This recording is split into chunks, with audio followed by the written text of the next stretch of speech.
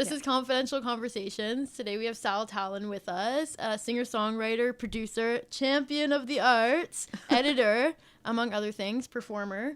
She basically is just involved in everything that you can imagine. Very talented. Very lucky to have her in with us today. Thank you so much for having me. I'm grateful to be here and to be a part of this project that you're doing. We made it. How are ya?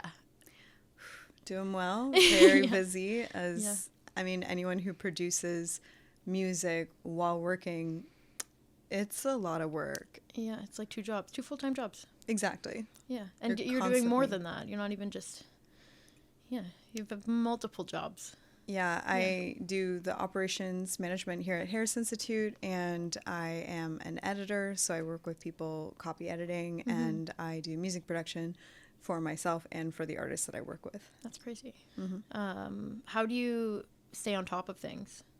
Ultimately, it probably comes down to having very excited artists, because if your artist is always messaging you and saying, hey, what's next, then you don't really have to focus too hard on your schedule because it's happening naturally. But I would like to get to a place where I have some systems, because many of the producers I know have the same challenges about getting everything done in time.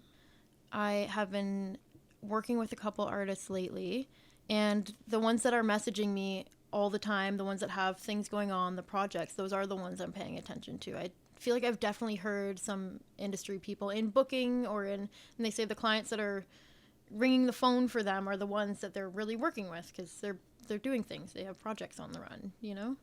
Yeah, it's like, I think the takeaway here is that 2 things. One is that if you are an artist, be a squeaky wheel with your producer.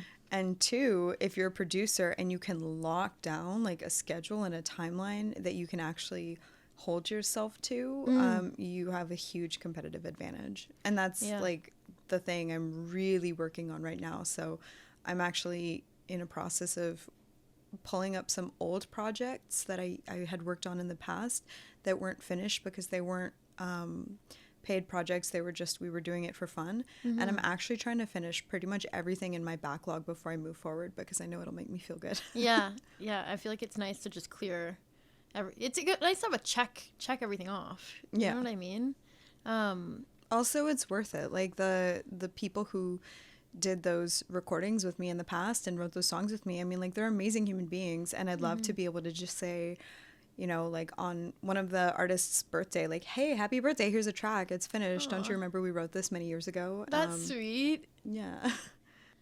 Speaking of timelines, when you're talking about, and this is, you can really spend infinite time on a track. How do you decide, I'm moving on from this, I'm not touching it anymore? That's a lot easier with my own personal music, because when I'm recording something for myself, it's really about me being done with it. Like, I'm tired of working on it, so it's done. Now, with the work I do with my artists, it's different. We put a lot of care and attention into like the very minute details of things. Yeah. And so to know if something is done, you have to actually start way back at the beginning of the project and set like really clear intentions to what your goal is.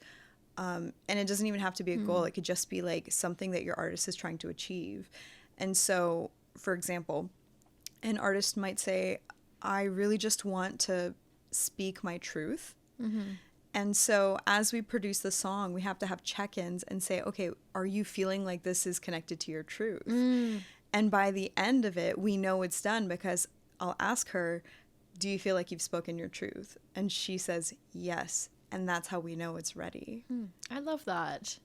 I feel like it's really easy to get lost in the effects and the like EQing things or adding reverb or, you know, adding this cool guitar that I had this idea for without, maybe it doesn't actually add to the intention of the song, right? Maybe it's just, it makes it sound good or better, but not in the way that you need it to, if that makes sense. It does. I think that everything you add to a song achieves something. And there's no right or wrong. It's just a matter of whether or not it's what you want. Yeah. So, for example, one of the artists that I worked with recently, we actually took her song and we sang it to each other, just no instruments, no nothing. And we sang it line by line. And at the end of each line, we had a little brief meditation and we asked ourselves, how do we feel and how do we want to feel? And line by line, we would write down these emotions. And then when we were arranging the song, so we already had the bed tracks done, the vocals were recorded, time, tune, everything. And we asked ourselves, okay, am I feeling this way at the end of this line? And if not, how do I achieve that feeling? And to figure out how to make the song create more of that emotional effect, we actually went on a listening spree and we started listening to all these different artists and all these different songs. And we would say, okay, is there any point in the song where you feel, let's say, frenzied or like really depressed or really melancholic? And in those moments, we would actually send each other snippets of the songs. And we noticed that like every single song that has like this slow, luscious heartbreak would have a tambourine that was like really spaced out. And so we would go into our track and we would add that tambourine, and I call it the sad tambourine.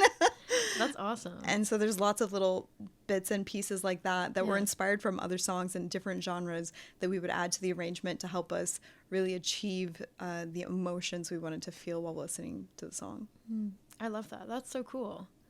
Yeah, because I feel like it can be overwhelming creating a song in general. It can be a lot to think about all at once. It's nice to break it down into that base. You know how you feel, I think. Maybe you feel more than one thing at once, you know? Yeah. But I think that sitting with it that way can really it makes the song have meaning. It makes you feel the music as a listener, you know? One of the things about that overwhelm, like where do I start? I have this song, I don't know what to do, is to like work within your means. And so if you have a friend who's a producer who's agreed to work with you, that's your means. It's you and that producer. Or if you just have a USB microphone and a MIDI controller, those are your means. And so start with what you know and what you can do. And sometimes it boils down to just taking out your cell phone and recording a selfie video of yourself singing the song and just trying to get a really good recording of that. Sometimes that can help give you a good starting point, because if you share a video like that, people will tell you what they feel and what it reminds them of, and that can give you direction as well. And I feel like those resources, like the producer that you know, well, maybe that's not necessarily, but the MIDI keyboard or your USB microphone are just what you're starting with too. I think the rest of the stuff comes with your music, you know? When I look back at my first set of songs that I released, I was writing music kind of with the intention of writing outside of my means. So I was writing songs, but in my mind, I was picturing them with like full symphony orchestras or like completely remixed like to the T in a very detailed and intricate style. And that was not coming from a place of what I had. I was yearning for more. And so it took me forever to record those songs, because it took me a really long time to accept that like that was not the resource that I have. And now that I've like releasing those songs, oh my gosh, very humbling, very humbling. And I'm really proud of them. I really like them. And your music's great. Oh, thank you. I love your music. I have not been producing music for a very long time. It's only been a couple years now, and I'm learning really fast, but it takes a lot of time and practice to really get that like really polished radio ready sound. And I get that, and it's ear training, not just training yourself in the skills, because you can know everything, but to be able to put it into practice is completely different. And despite that, the artists that I work with are very happy. So it just begs the question, like, why are the artists who are working with me, a newer producer, why are they so happy? And I think it does come down to this like new need for people to just want to self-express. People aren't just making music to become rich and famous anymore. People are doing it, like the tools are so much more accessible. People are doing it to express themselves. And I think any producer who is working with an artist who's trying to express themselves, they should take a slightly different approach, because the process is just as important as the product. How you make something is like what you're making. I almost want to say that all producers should be taking that side of things into account. Like, I feel like when you talk about the intention and creating art that's meaningful, and I feel like all the artists that I know really care about the music that they're making. You know, I feel like having a producer like you who cares as much as they do about their music is a huge thing. Like, I would take that over someone who has tons and tons of experience, because I know that my music is going to sound the way that I want it to sound, you know? Yeah, like, even if we're not trying to become a rock star, we all want to feel like one sometimes. And we want someone to take us seriously. Actually, back when I was a student here at Harris, I remember we had the band come in to do recording, and this was my first time recording musicians, and I was so excited. And when they came in, I just really wanted to make them feel good. I was like, yeah, this is like so special, because for them, for every artist who's recording something, for the most part it is, you know, that sparkle might fade over time. Like, you know, everyone's different. Yeah. But for a lot of artists, it's safe to assume that what they're doing means a lot to them. And if you can like hold space for that. Like, another rule I had was when I was sitting here, I had a rule which was, when the artist is singing, and this might be a little cuckoo, but when the artist is singing, to always be looking at them and like in a gentle listening way. And the reason is because I've been on the other side of the glass where I'm singing, and I'll have a moment and I'll look over to see if someone else caught that moment, and if they're on their phone, I'm just it's Crushing. so lonely. Yeah, it is lonely. Well, it's supposed to be about you, I think. Yeah. Yeah, to an extent, right? And I think that even though we see artists up on stage performing, or they have released music, it doesn't mean that they're not anxious out there, or feeling really vulnerable that they're singing their music on recording it with you, you know, like they chose you to do this process with, you know? Yeah. I think being there and being present is really, I think it's a big thing. I think it is a big thing. Yeah, and there's no one size fits all strategy. I'm actually remembering one of the performers we had come in, and the way that they were singing the harmonies, like they were kind of almost hitting the notes, but just barely. And so there was a lot of vocal strain in the take. And just because I was watching them, if I hadn't been watching them, I wouldn't have seen. I could see like that they looked really tense and really nervous. Yeah. And we had the chance to do another take. And so what was I going to do? Go in and say, hey, I don't know if we got it last time. Let's try you again. You were super pitchy. No, like, right. Obviously not. Yeah. So what I ended up saying to them was, hey, we got it. We're good. Do you want to do another take just for fun? And the relief that this person felt was like palpable. It just changed the energy of the whole room. They did another take and they nailed the harmonies. And I was like wiping sweat off my forehead. And, you know, like obviously it was like a little white lie. And I could tell them after, like, hey, by the way, like, you know, listen to the difference, like when you relax, because that way they can take that data and they can move forward and say, oh, you know, I have to feel like I've already done it to be able to deliver an or that awesome I can do it, you know, that I'm capable of doing it. Yeah. Yeah, placebos are effective and free, so we should use them. I definitely had a session. I wasn't running the session. I was just watching the session, and I wasn't really in a place where I could say anything. Like I wasn't, I guess I'm trying to think Fly of on the words. wall? Yeah, like I wasn't privileged enough. I wasn't. It You wasn't didn't have my the status, yeah. It wasn't my place to say anything, and there was a vocalist out there, and what they weren't getting it right. And in here, the things that they were saying to them were not very nice. Like it was kind of like, oh, do it again. Like, oh, it would be nice if you could get this like this time. And I had one. They said something like, well, I guess we'll just have to do a bunch of overdubs and we'll just layer it, because if you do it enough, then it'll sound right, at least. Like, it was just, and I could see her out there, like, getting flustered and not, you know, it was very upsetting to watch. And I know it was not helping the performance, and I know they have a wonderful voice. Yeah. You know? So the psychological part of recording and being a producer and being supportive versus being that person who's out there upset that their artist is pitchy, I think It's real. It's real. It's hardcore. Yeah. It's literally why I have clients. Like it's because they know that I don't do that, and because I'm gonna be like woo woo and soft and like fluffy, and we're just gonna have like a safe nice space. Yeah, we're You're gonna have a safe nice space. comfortable time, and we're not gonna stretch outside our comfort zones. Like, you already did that. You created the art, so we're gonna find and expand that comfort zone.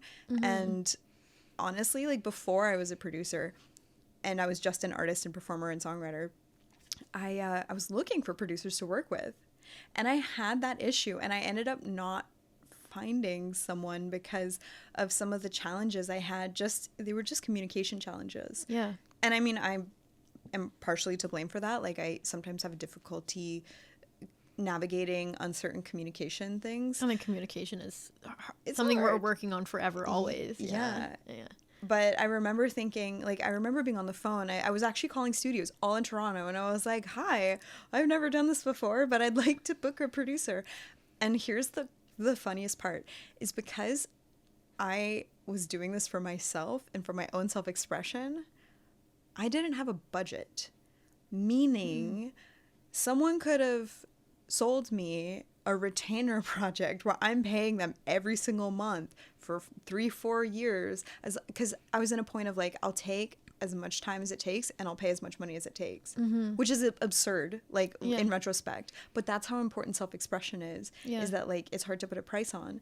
And I am just so shocked that no one was able to make that sale of someone who was so willing to do that. And that's why, as a producer, I have, like, no doubt that there are people out there like me who are trying to express themselves and who just need a safe space to do it. Yeah. But yeah, like, no, it's it's not crazy. commercial, right? Like, I'm not necessarily trying to make something commercial. Yeah. Not Yeah. all music is commercial, and that is more and more true because recording is becoming more and more accessible. Yeah. And if you can, like, empower your artists while recording, so you're simultaneously recording them and teaching them how to self-produce. Super duper. I definitely follow some people that don't make commercial music because I Yeah. like the energy that they have. I like their why, you know? So what kind of music did you listen to growing up? Like, what got you to where you are now? Well, since I am an elder and I grew up in the 90s, I had a CD player, and I had Queen, A Night at the Opera. And so I only had a couple CDs, mind you. So, like, 4 or 5 CDs. So imagine all of the music in your whole world is like Queen, A Night at the Opera, and, like, that's the album you're playing on repeat. The thing about that album is that there's a lot of genres in that album. There's rock, there's, like, heavy rock, there's this, like, kind of operatic piece, there's one that's kind of like art rock. I guess it's a lot of types of rock, but there's one that's more folky, Year of 39. And so I grew up thinking that was normal. And so, to my surprise, when people said, what genre are you? I was like, well, what genre is Queen? Like, I don't know. Yeah. And I just didn't know that you weren't supposed to do that and just, like, do a bunch of different types of music. And then... Oh, like the idea of having no limits on genres. Like having a... Yeah. Which is useful now as a producer. But at, now in the world where people are really mixing genres, there's no borders anymore. Yeah. You know? What considerations do you take in when you consider branding or consider yourself as a business in that sense, where you're not really sticking to a genre? But, I mean, I think we also talked about commercial music earlier. Yeah. Where you do want your music on the radio to an extent, right? At some point in the future, yes. But, like, I actually let myself off the hook entirely. I told myself, produce 100 songs and then start. Wow. So until I've personally released 100 songs, I don't even consider myself launched. Wow. Because I just think that the only way to learn it is by doing it. And it also drives me crazy to imagine laboring over, like, one song for months and months and months. And, like, just the downside of my approach is that it's humbling. There's a lot of music I release that even now I'm like, oh gosh, I could do so much better for that song. But by putting it behind me, I'm writing new, fresh songs. And you're moving forward. Yeah, it's encouraging me to write more and to trust that nothing is precious in my art. Like, once it's released, it doesn't really belong to me anymore. It's kind of alive and on its own, and I can just let it go and not think about it. And it really clears out a lot of room to explore new themes and ideas, because now I've released 3 albums. The first one is like languishing and sad and ethereal, and the second one is like punchy and arty, and the third one is more like jumpy and sporadic. So now I have this freedom to express a whole new chapter. And I think I'm gonna either go and do a whole album that's like very angry. I think that would be fun. Yeah. Or I like that. That's kind of where I'm at, right? yeah. Like screaming into the microphone kind of thing. Yeah. Or I'm going to do an album and I'm going to play with genre like for the first time, because I really love like the zombies and music from the 60s and 70s. It's like kind of too cool for school, like very smoky and cool. Yeah. So I might play with that genre, but just hearing myself talk right now, I can already tell that the first idea is probably going to be a better one for me. Because there's more energy, right? When I said it, I got excited. You're excited. Yeah, and you have to do that with your artists when you're producing them. You have to, you know, ask them different ideas, because they won't tell you right away what they want, because they don't know sometimes. And so it's kind of like, have you ever been to the eye doctor where they like hold the different lenses on your head and they'll say A or B? Yeah. And you can do the exact same thing with your artist. You can show them 2 reference tracks, A or B. You could say, are we going to go with like really loud or whisper quiet, make them lean in, and see how your artist like comes alive when they're talking about the different ideas. And if they say they want one thing but they seem to come alive in the other thing, you can also just point that out and say like, hey, I'm happy to do this, but I just wanted to mention that like you have a lot of energy with this other idea. Yeah, I feel like that's like we're back to the producing a bit, where it's that outside of knowing how an EQ and a compressor works and how to set up equipment, this stuff is like the other half of the job. It's just as important as understanding the equipment, I think. I am gonna share something. So based on what you just said, EQ and compressors are like foundation. In makeup, we put this stuff on our face and it's like flesh colored, and when we put it on our face, it evens out the tone. It makes the darks lighter and the lights darker around that even tone. That's exactly what a compressor does to signal. So compressor is like foundation. A limiter is like concealer. So a concealer is like you put it on your face and you can't see anything under it. So a limiter brings the signal all the way up to a place, and it's not going to go over that amount. Yeah. There's also an effect called an exciter, which adds harmonics. That's highlighter.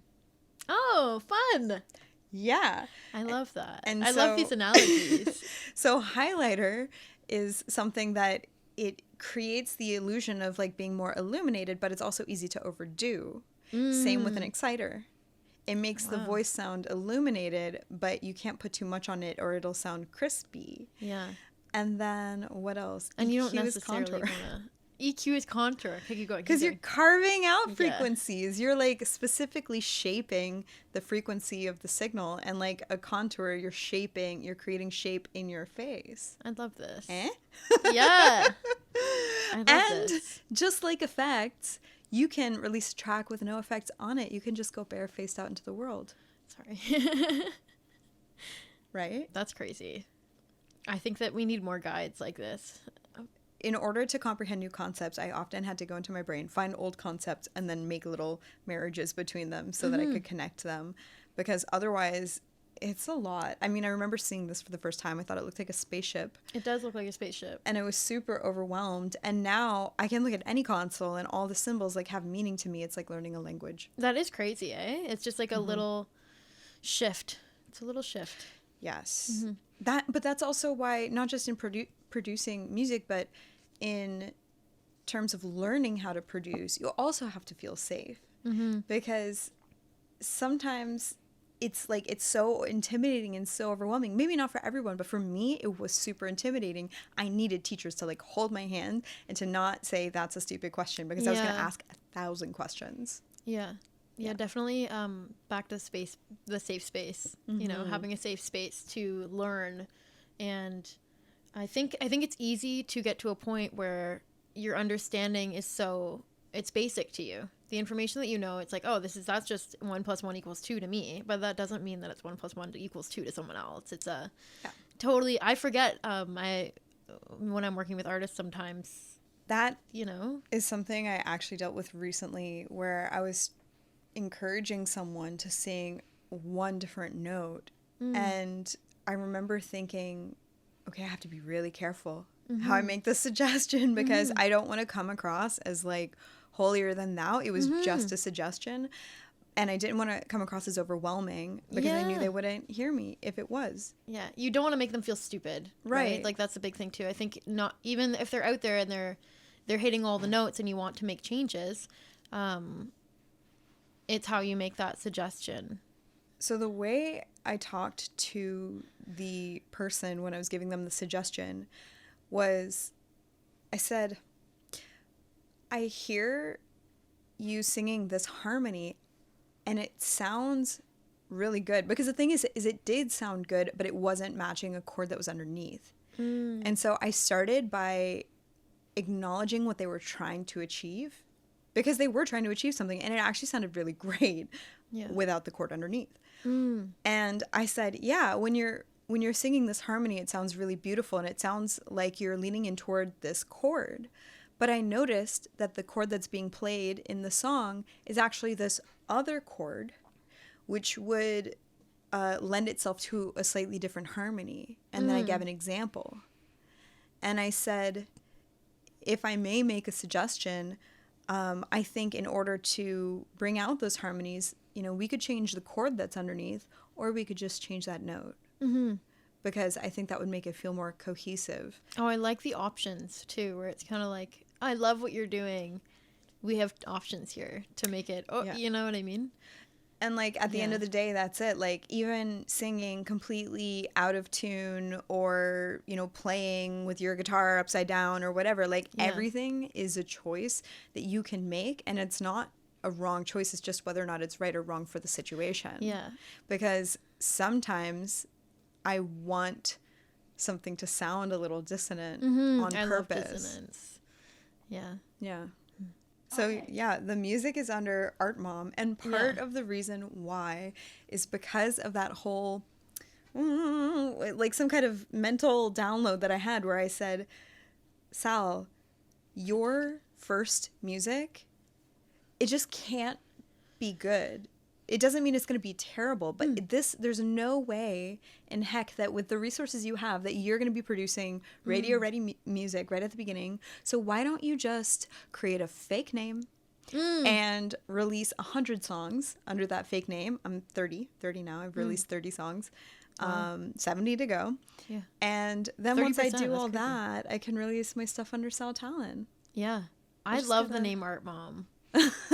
This is actually perfect. Have you read or heard of the book The War of Art by Stephen Pressfield? Okay, love that book. Yeah.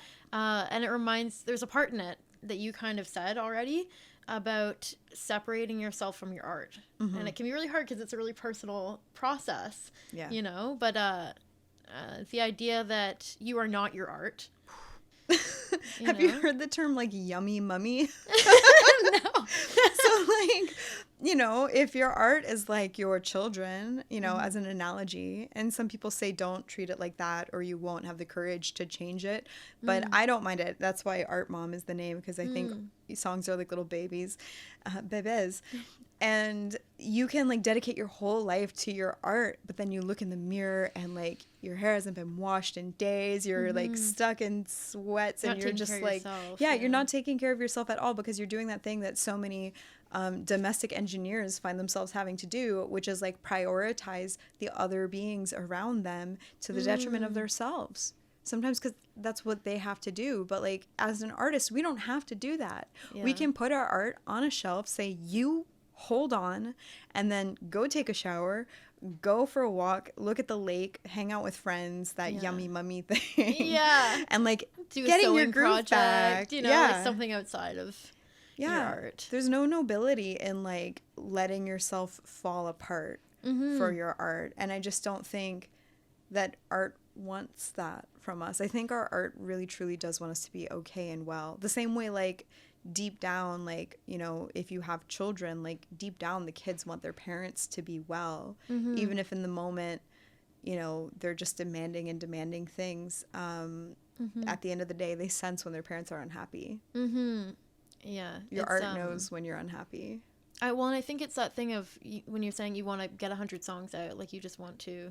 And I think giving yourself the allowance to create without it being where you want it to be, you know, or you want an orchestra in there, and it's just not, you just have to let it happen the way that it is able to happen right now. There's something else in that book that he basically was like, I think it's in the very beginning, and he's like, I get up and I write, I sit down, I have my rituals, you know, whatever, and I write for however many hours until I start making spelling mistakes, and then I pack everything up. I don't even read it. I don't even look at it. He's like, but I did it. That day that I sat down and wrote, and I'm pretty sure just by doing that, you're improving. Yeah. You know, so getting art out that, like, you're not fond of is a skill. The same way having a bad performance and just moving on, that's definitely a skill. And you need failure to encourage yourself to do better. You need those lessons to improve. And the other thing is regarding, like, sessions, I have to remind myself to expect technical difficulty. I have to expect it, because there's always going to be something that comes up. Every other session, it's like technology is like filled with ghosts and all the strangest things happen. And we're missing the wide shot for the beginning of this video. I know. And if I expect everything to go well, I'd be super disappointed. Yes. So now when things turn up, I can always say to my artists, like, don't worry. Yeah. It's okay. This might take 2 or 3 hours, but don't worry, because this just happens. And I know over time, like, it'll happen less and less, but I even see, like, some of the best, you know, the best producers I know, they'll scratch their head once in a while and say, you know, sometimes you just got to push the buttons around. Yeah. What advice do you have for artists that are just trying to express themselves? Advice I would give to artists who are trying to express themselves. So if you have a creation that's like here, so this is my song, it lives in my head, in my space, and then I have this goal over there of what I want it to sound like, that orchestra. I don't have to wait until the orchestra comes to start getting that song out. You can express yourself in phases. For example, you can learn to record, like, some nice videos on your phone using a USB microphone or just the microphone on your phone, earbuds. And maybe in the process of posting that, it'll open the door for some connections. Someone might say, hey, I really resonate with your music. Can I introduce you to my cousin who's a producer? Yeah. And I think a lot of us get stuck in that I have this idea and I need someone to come take this idea out of me, when the truth is that you have the tools to get it from here to here. Maybe not all the way where you're trying to go. Yeah. But that's okay. Well, and also your music is still valid even though it's not produced with an orchestra, you know, just it's still music. It's still music. It's still meaningful. It's still good, you know? Like, I know that's an odd word to use, good. It's hard for artists, I think, to believe that. Like, I know myself, that was one of my biggest challenges. I actually had someone try to convince me of the same thing.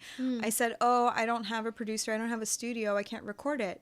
And he said, well, I have a phone. Why don't you just let me record it right now? This is a good song. Yeah. And I was just too insecure. I was maybe not insecure. Maybe I was overconfident. I was too convinced that that was the wrong way for the music to go out. And what ended up happening was I had all this internal stress of having to keep the music inside my system. And so I would say just finding a little avenue where you can express yourself, especially if it's multiple times a week. Yeah. Oh my gosh. Yeah. You will see so much creative growth and so much creative expansion. And especially if you're sharing it, like, online, that's when people start reaching out to you. Yeah. It's brave to share online too, I think. Well, thanks for coming in today, Sal. This is awesome. Thanks for checking us out. This is Sal Talon again. Check out her music, Art Mom, on Spotify. And she just produced an album or an EP with Maggie Ray, The Year I Spent in Yoko's Bedroom. Yeah. Thanks, guys. Thank you. Woohoo! Thanks for having me. No, thank you. Yeah. And This then is insert awesome. the dance music and the credits are rolling and we're just dancing. Who changes